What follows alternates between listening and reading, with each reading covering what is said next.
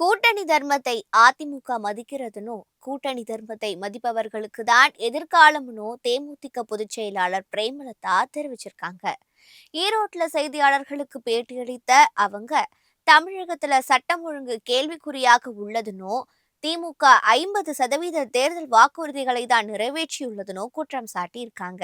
மீதியுள்ள 4 மாதத்திலாவது எஞ்சிய வாக்குறுதிகளை திமுக அரசு நிறைவேற்ற வேண்டும் என வலியுறுத்திய அவங்க, எஸ்ஐஆர் எனும் வாக்காளர் பட்டியல் சிறப்பு திருத்த பணி குறித்து மக்களுக்கு தெளிவுபடுத்த வேண்டும்னோ, ஓட்டு திருட்டு நடந்தால் மக்கள் புரட்சி வெடிக்கும்னு கூறியிருக்காங்க.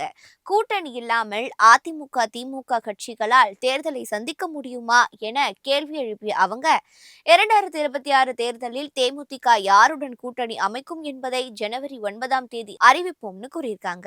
2026 கூட்டணி ஆட்சிதான் அமையும், அதில் தேமுதிக அங்கம் வகிக்கும்னு பிரேமலதா நம்பிக்கை தெரிவிச்சிருக்காங்க.